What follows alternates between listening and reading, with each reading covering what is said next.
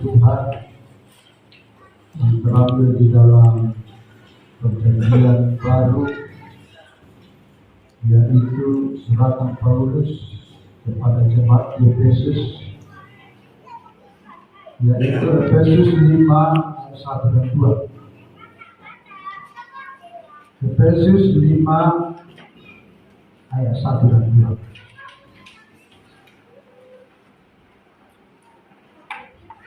Kita akan sama-sama membaca firman Tuhan, berikutnya hidup sebagai anak-anak terang. Efesus 5 ayat 1 dan 2. Kalau sudah temukan katakan amin.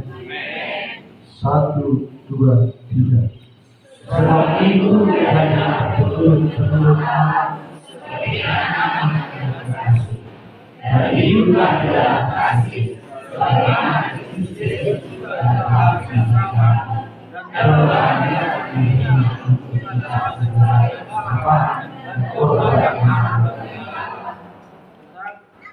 Puji Tuhan. Saudara yang dikasihi Tuhan, hari ini firman Tuhan katakan, sebab itu jadilah penurut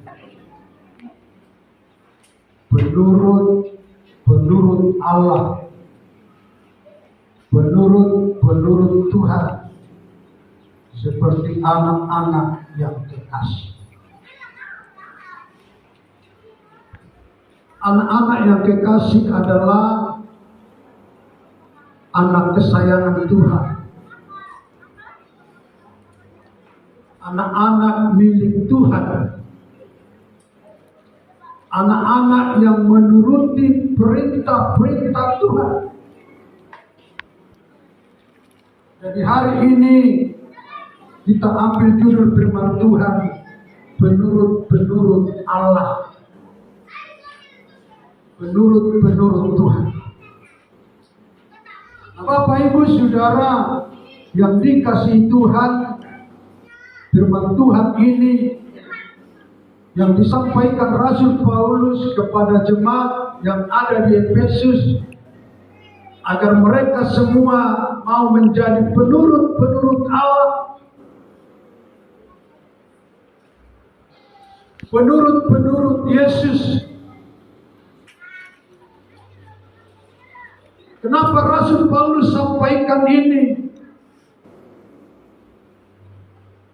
Sebab mungkin dari antara mereka banyak juga yang tidak mau menurut Allah sesuai dengan penglihatan oleh Rasul Paulus. Maka firman Tuhan ini disampaikan kepada jemaat yang ada di Efesus. Nah, Bapak Ibu Saudara yang dikasihi Tuhan, seperti apa ciri-ciri penurut Allah itu? Seperti apa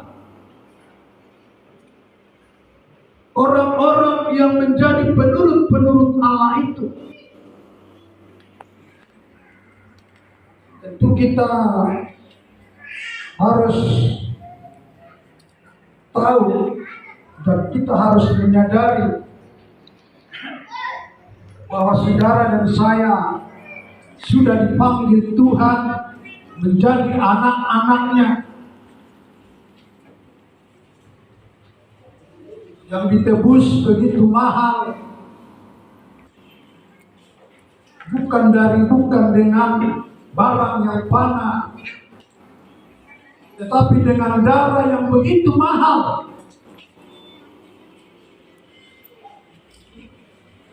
Tuhan tebus saya, Tuhan tebus saudara, Tuhan tebus kita. Dan Tuhan jadikan sekaligus menjadi anak-anak kekasih atau anak kesayangan.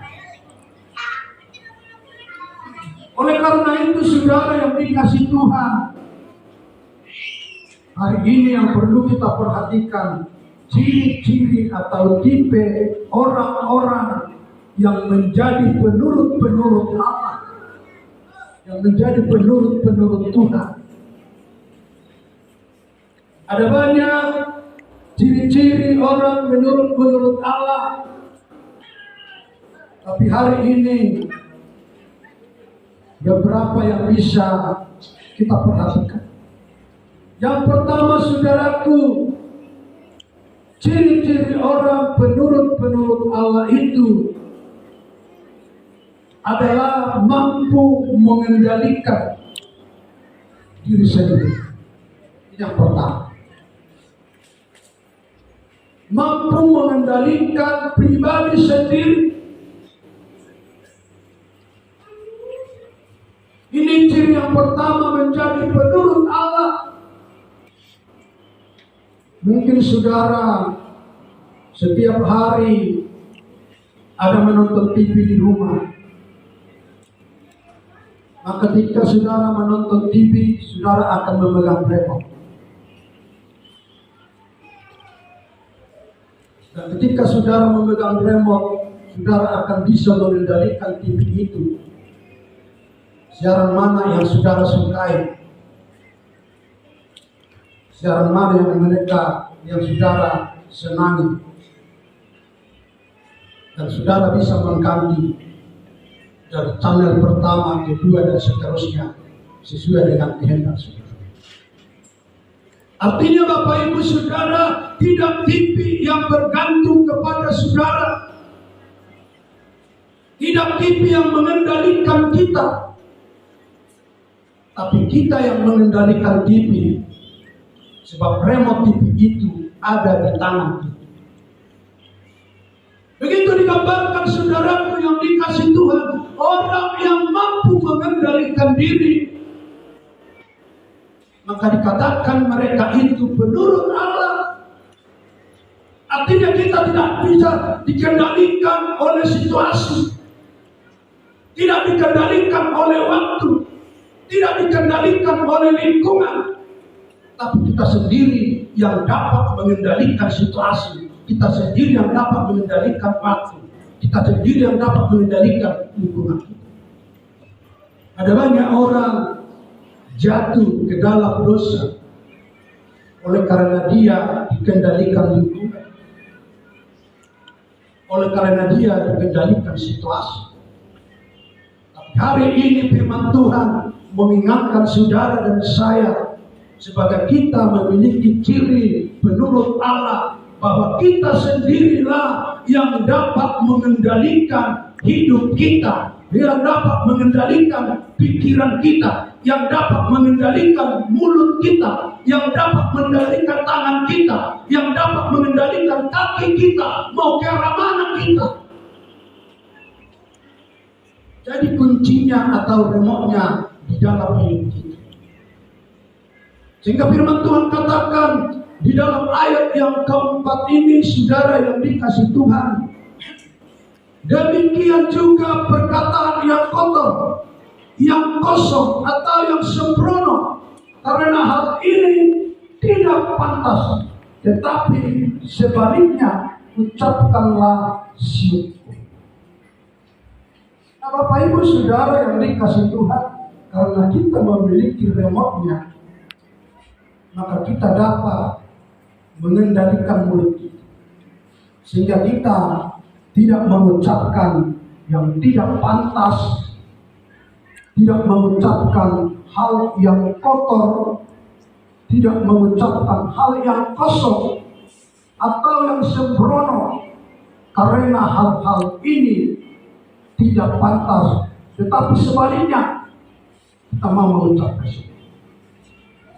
Apakah kita bisa mengucap syukur atau tidak? Maka itu remote-nya dalam hidup kita masing-masing, saudara-saudara. Sehingga firman Tuhan katakan, jangan kuasa. Remote-nya ada dalam hidup kita. Remote-nya ada dalam pikiran saudara.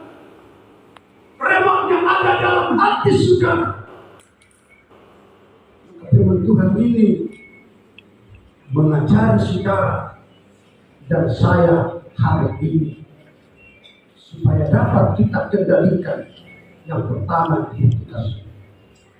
Ketika kita sudah dapat kendalikan diri kita, maka di sana kita akan kokoh, maka di sana kita akan kuat, maka di sana akan dapat kita selesaikan segala perkara, segala masalah yang ada di dalam kehidupan kita.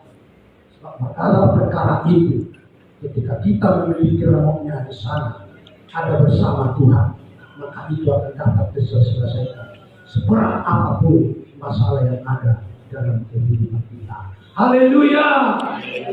Saudaraku, kalau kita memiliki remok, maka kita dapat mengendalikan supaya mulut kita ini kita pakai untuk tetap menenangkan hati Tuhan, untuk tetap memuliakan Tuhan, untuk tetap mengeluarkan kata-kata yang membangun, untuk tetap mengeluarkan kata-kata yang dapat menenangkan setiap kita. Bapak Ibu Saudaraku yang dikasih Tuhan hari ini, firman Tuhan ini mengajarkan bagi saudara dan bagi saya supaya kita belajar, saudaraku, mengendalikan diri kita. Jika saudara dan saya dapat mengendalikan diri, maka seantero hidup kita, baik itu mata, baik itu kaki, baik itu tangan, baik itu mulut, adalah dapat kita kendalikan hanya untuk menenangkan hati. Hati dapat menenangkan hati Allah. Sehingga ketika kita dapat menenangkan hati Allah, maka otomatis saudara dan saya akan dapat menenangkan saudara-saudara sekalian. Mustahil orang yang tidak dapat menenangkan hati Allah dapat menenangkan saudara. Saudara. Tapi ketika kita dapat menenangkan hati Allah, maka disitulah saudaraku kita dapat menenangkan saudara-saudara. Hari ini firman Tuhan yang indah ini menegur saya, menegur saudara, supaya kita belajar mampu mengendalikan setiap kehidupan kita, saudara-saudaraku yang dikasihi. Artinya kita memilih, menentukan sikap hidup seperti apa yang kita lakukan. Jika kita memilih untuk berbicara kotor, maka itu akan terjadi. Jika kita berbicara untuk melemahkan orang lain, maka itu akan terjadi. Ketika kita melemahkan atau menegur dengan tidak sopan, itu akan terjadi. Tapi hari ini firman ini, kuasailah dirimu, kuasailah diri kita sesuai dengan kehendak Tuhan, sesuai dengan kehendak Yesus. Jangan dengan kehendak kita sendiri, sebab acap kali saudaraku, dengan kehendak kita akan selalu sama, akan selalu tidak berkenan kepada kehendak kita. Sering salah mengambil kesimpulan atau mengambil keputusan, sebab itu adalah manusia, tidak dapat begitu. Biarlah kita mengendalikan diri dengan seizin Tuhan dalam setiap kehidupan kita. Haleluya. Haleluya. Dan yang kedua, saudara-saudaraku, penurut Allah. Yang kedua, saudaraku, suka berdoa. Suka berdoa dikatakan ini dalam 1 Korintus 14 ayat 14 sampai 15 demikian dikatakan. Sebab jika aku berdoa dengan bahasa roh, maka rohku lah yang berdoa, tetapi akal budiku tidak turut berdoa. Jadi apakah yang harus kubuat?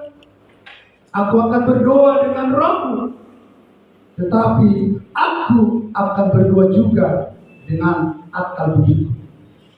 Aku akan menyanyi dengan memuji dengan rohku, tetapi aku akan menyanyi dan memuji juga dengan akalku. Ciri orang menurut Allah suka berdoa. Dan berdoa ini diajar oleh Tuhan, diajar Roh Kudus. Harus berdoa dengan roh dan juga berdoa dengan tubuh kita. Sebab roh itu ada tinggal di dalam tubuh manusia ini, sehingga mereka memiliki hidup. Sehingga Tuhan mengajar berdoalah sesuai yang diajarkan Tuhan Bapa kami dalam surga. Jangan berdoa seperti orang Farisi, begitu panjang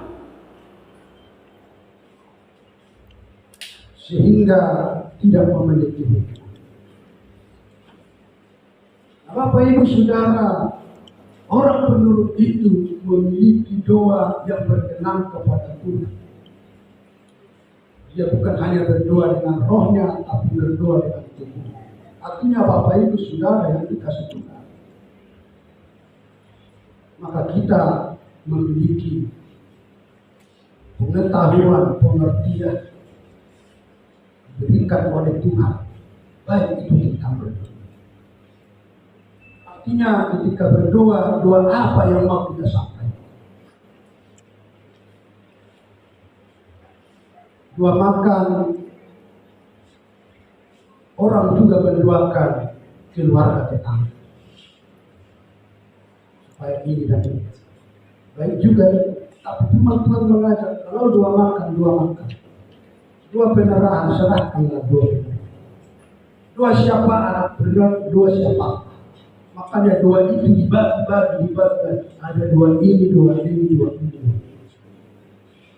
Bapak Ibu Saudara yang dikasih Tuhan, orang penurut Allah itu suka berdoa.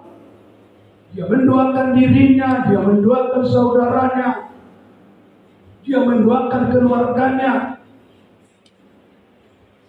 Dan mereka tidak hanya meminta doa. Ada banyak kali orang meminta doa sembuh, tapi mau datang kepada Tuhan bicara. Bagaimana mungkin? Pasti Tuhan akan berpikir dua kali. Tuhan sembuhkan aku, tapi saya hanya satu kali datang kepada Tuhan, memuliakan Tuhan, memberikan Tuhan. Artinya tidak seimbang saudara yang dikasih. Maka kita harus penurut Tuhan, penurut Allah. Orang penurut Allah itu selalu menyukai Allah, selalu menyukai Tuhan. Maka orang penurut Allah itu dia selalu suka berdoa, selalu senang berdoa. Dan pada umumnya doa-doa ini dapat kita temukan setiap pertemuan, peribadatan selalu ada doa. Dimulai dengan doa, ditutup oleh doa. Dan itu saudara-saudaraku yang diajarkan Tuhan. Nah, Bapak Ibu Saudara, ini adalah ciri yang kedua orang-orang penurut. Oleh karena itu, mari kita suka berdoa supaya kita adalah menjadi penurut Allah. Haleluya. Dan yang ketiga, saudaraku, ciri-ciri orang yang penurut Allah itu dan anak kesayangan Tuhan, suka atau selalu memahami, menahan diri. Selalu atau suka menahan diri. Sekalipun dia caci seperti Yesus, dia menahan diri. Sekalipun dia diludahi, dia menahan diri. Sekalipun dia dicambuk, dia menahan diri. sekalipun dia disalibkan, dia menahan diri. Sehingga firman Tuhan katakan di dalam Mazmur 37, Mazmur 37, saya bacakan dari mulai ayat 1. Mazmur 37 ayat 1 sampai 4. Janganlah marah karena orang yang berbuat jahat. Jangan iri hati kepada orang yang berbuat curang. Ini ciri orang yang menurut Allah. Firman Tuhan katakan jangan marah karena orang berbuat jahat. Tapi kita mau menahan diri. Coba firman Tuhan juga menjelaskan, sebab mereka segera lisut seperti rumput dan lain seperti tumbuh-tumbuhan hijau. Artinya saudara yang dikasih Tuhan, tak marah pun kita sama dia, toh juga nanti dia akan menerima ganjaran yang sesuai setimpal daripada Tuhan. Sehingga firman Tuhan ayat yang lain, jangan menghakimi. Sebab Tuhan yang hak berhakimi saudara. Artinya Bapak Ibu Saudara, ada bagian-bagian kita, ada bagian Tuhan. Marah ini sangat-sangat dibenci Tuhan. Sangat-sangat tak disenangi Tuhan. Sangat-sangat tak diinginkan Tuhan. Sehingga Tuhan memikirkan atau berkata, marah ini adalah satu dosa yang begitu besar. Kenapa Kain dan Habel ketika persembahan Kain itu, firman Tuhan menjelaskan tidak diterima Tuhan, sehingga hati Kain menjadi marah. Lalu apa dampaknya saudaraku? Ada menjadi iri.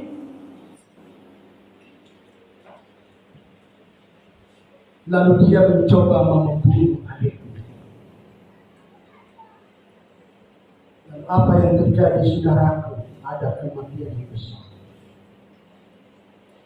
Nah, oleh karena itu hari ini firman Tuhan, jangan marah karena orang berbuat jahat. Biarkan aja dia jahat. Haleluya. Kalau kita marah, berarti kita lebih jahat. Maka lebih baik kita, kata firman Tuhan, diikatkan dengan batu yang berat di tangan kita, lalu dicelupkan ke dalam air. Dan itu beda saudara dengan beda dunia, beda saya dengan dunia yang menjadi penurut Allah, menjadi anak kesayangan Allah. Dapat menahan diri, tidak gampang marah. Atau dikatakan mereka itu sabar. Toh juga kita tidak marah, toh juga kita tidak melawan. Tapi dia nanti pasti pada suatu saat, pada waktunya, maka dia akan menerima hukuman setimpal dari kita. Untuk Tuhan itu saudaraku, kita lakukan bukan di muka. Tapi untuk Tuhan itu nanti diterima terakhir. Maka Tuhan katakan pikullah salib. Kita disuruh memikul salib. Tuhan tahu yang mau kita terima upah kita nanti bukan di depan, tapi nanti saudara-saudara setelah Tuhan datang kali kedua ke tengah-tengah dunia dan dia menjadi hakim akan setiap orang, disitulah saudara dan saya dapat menerima upah. Ketika saya dan saudara selalu menahan diri walaupun banyak orang menjadi saudara-saudara penjahat. Langsung jangan kita balas. hamba-hamba Tuhan harus dapat menahan diri. Ada kalanya hamba Tuhan diberikan kesempatan berkhotbah. Dia cari khotbah, bagaimana harus berikan diri. Asal-asal kecil mana di khotbah di luar dalam bumi, jadi jalur mulia toh, kalau tidak Tuhan bantu. Tuhan saudaraku, Tuhan akan melihat. Oke, nol besar. Nah, saudara yang dikasih Tuhan, ketika kita diberikan kesempatan untuk memberikan firman Tuhan, sehingga firman Tuhan berkata, ada orang memberitakan firman Tuhan, ada maksud motivasi yang satu dan motivasi yang lain. Ketika dia marah kepada seorang itu, dia coba ambil ayat itu, seakan-akan dia permainkan Tuhan saudara-saudara. Bahkan dia coba untuk masuk kepada personal keluarga itu. Nah, saudara kita hati-hati untuk menyampaikan firman Tuhan ini. Ada batas-batasnya. Diberikan Tuhan bagi saudara dan bagi saya. Firman Tuhan katakan, sampaikan firman. Semua kita diajak untuk menyampaikan firman. Perlu kita tahu, perlu kita filter di sana sampai di mana kita bisa sampaikan. Ketika kita menyampaikan firman Tuhan, kita adalah seorang hamba, bukan seorang. Saudara dan saya adalah doulos, dan Tuhan itu menjadi Korintus. Tuhan itu menjadi Tuhan, dan saya dan saudara adalah menjadi. Kalau hamba, kalau dilihat dari segi kehidupannya adalah derajat yang paling rendah, tidak bisa menyombongkan diri, tidak bisa membanggakan diri. Hidupnya adalah yang paling rendah sebenarnya. Maka kita hati-hati menyampaikan firman Tuhan. Walaupun kita diberikan kebebasan oleh Tuhan menyampaikan firman Tuhan, supaya benar saudara dan saya menjadi anak-anak penurut Tuhan. Kita sampaikan firman Tuhan sesuai dengan koridor Tuhan. Jangan sampai kita menyampaikan firman Tuhan sampai menentu pribadi seseorang, pribadi keluarga seseorang, tapi harus neraka. Firman Tuhan ini bagaikan pedang bermata dua. Sebab yang pertama ditebas firman Tuhan, yang menampaikan firman Tuhan, bukan yang mendengar. Hari ini firman ini mengajarkan kepada kita saudaraku yang dikasihi Tuhan. Oleh karena itu selalu menahan diri. Jangan marah kepada orang yang jahat. Kita pegang hati kita, kita tenangkan pikiran kita. Kalau ada orang jahat dari kita, ingat, katakan dalam pikiran dan dalam hati, nanti kamu akan berhadapan dengan kita. Ini saya lemah. Saya tahu memiliki Allah Tuhan yang begitu dahsyat perkasa, luar biasa, memiliki yaitu kekuatan yang luar biasa. Itu nanti lawan. Maka kita lihat saudara-saudara yang dikasihi oleh Tuhan, bahwa orang-orang percaya, orang-orang beriman, orang-orang yang kita bersyukur tak perlu marah. Sudah diajar Tuhan ini kepada kita. Kamu dilempar atau ditampar dengan pipi kanan, kasih pipi kiri. Artinya Bapak Ibu tidak kita balas kejahatan dengan kejahatan. Haleluya. Hari ini firman Tuhan ini mengajari saudara dan bagi saya seperti yang dikatakan firman Tuhan ini. Sebab mereka segera lisih seperti rumput dan lain seperti tumbuh-tumbuhan hijau. Percayalah kepada Tuhan dan lakukanlah yang baik. Diamlah di negeri dan berlakulah setia. Lakukan terus yang baik. Sekalipun kita diberikan kejahatan, tapi kita mau lakukan yang baik terus. Dan yang baik dan yang baik. Hari ini yang baik, kita tinggalkan lagi yang baik. Hari ini yang baik, kita tinggalkan yang baik.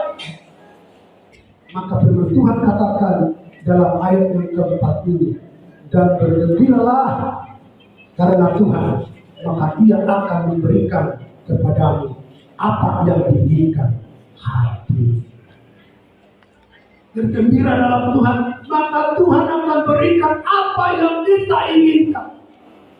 Apa yang saudara inginkan, Tuhan akan berikan saudara. Asalkan kita adalah penurut-penurut Allah yang mau berdiam diri jika jahat datang untuk mengganggu setiap kehidupan. Dan yang ketiga, yang keempat, saudara-saudaraku yang dikasih Tuhan, orang penurut-penurut Allah itu adalah memiliki kasih seperti kasih Yesus. Jangan hanya memiliki kasih, tapi kasih seperti kasih Yesus.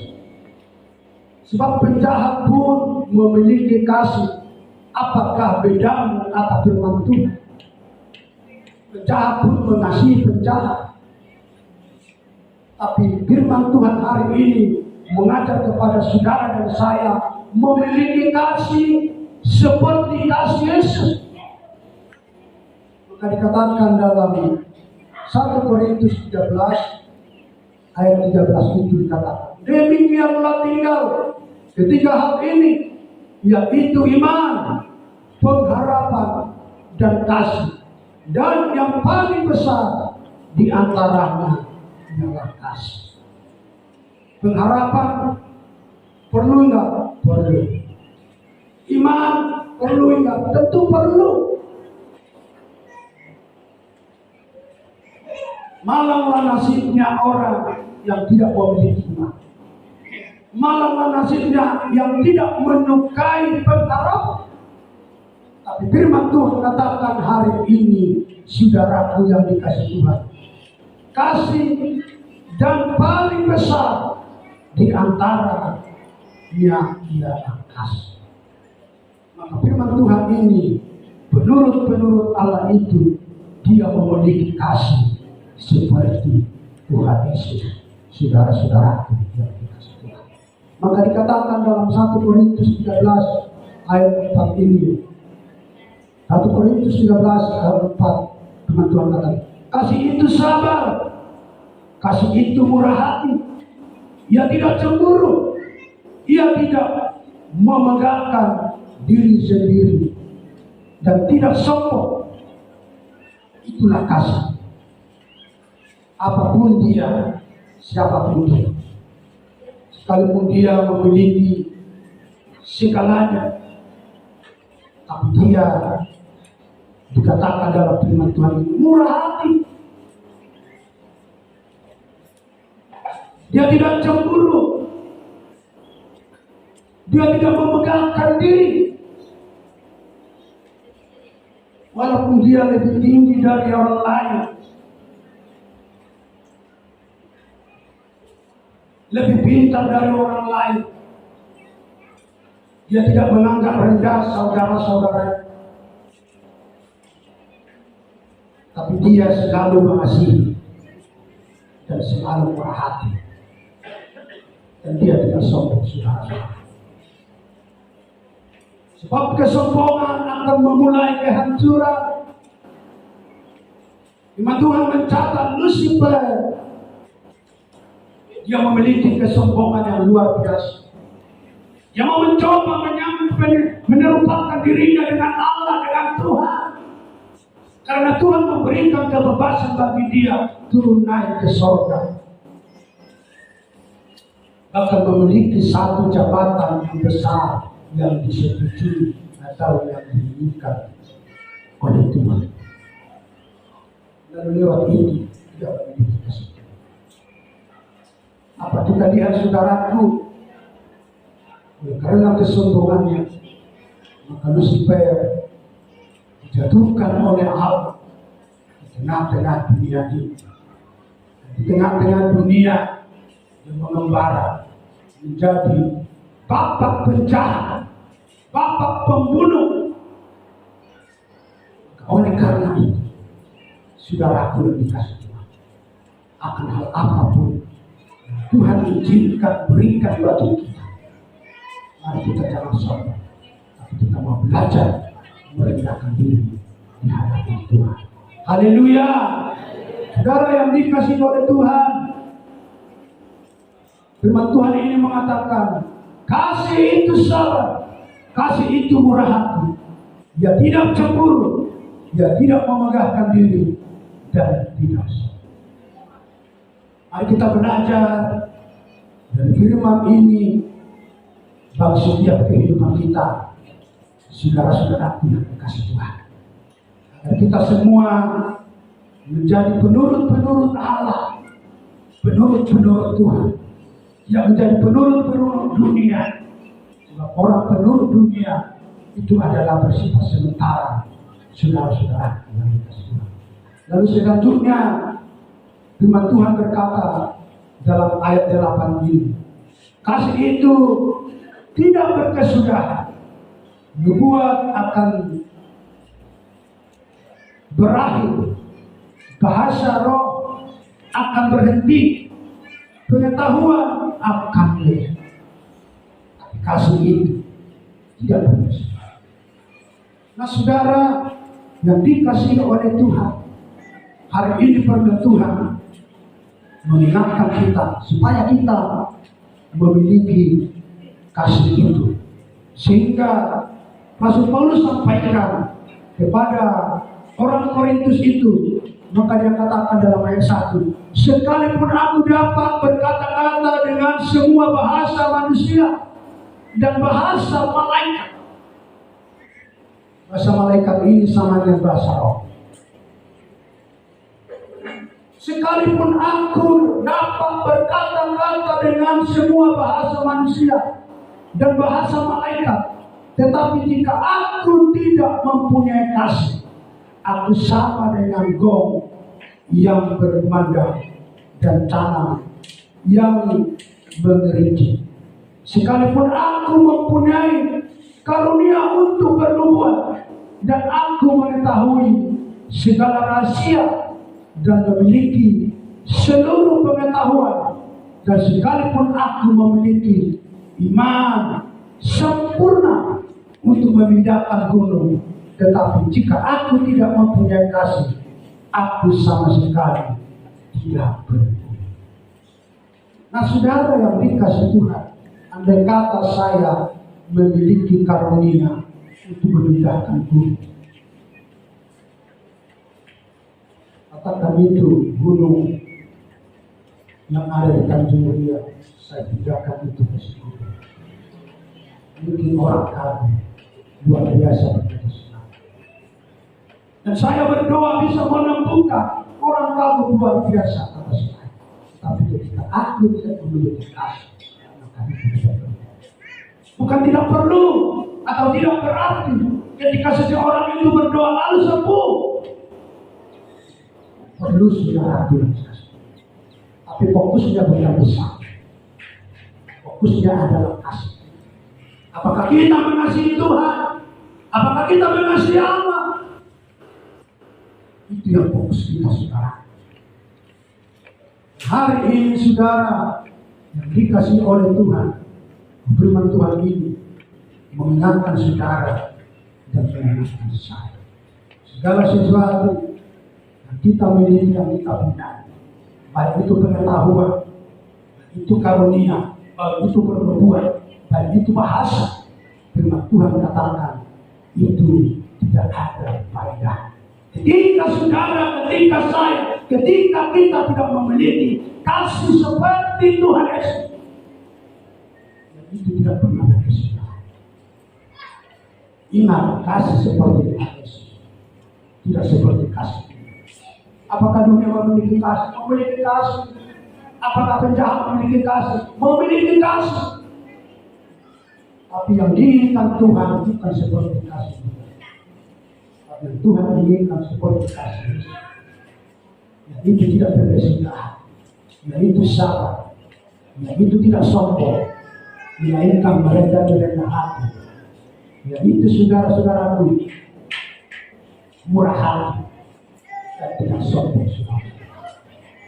Oleh karena itu, milikilah semua yang disampaikan firman Tuhan ini bagi setiap kehidupan kita, supaya saudara dan saya bahagia daripada penurut-penurut Allah.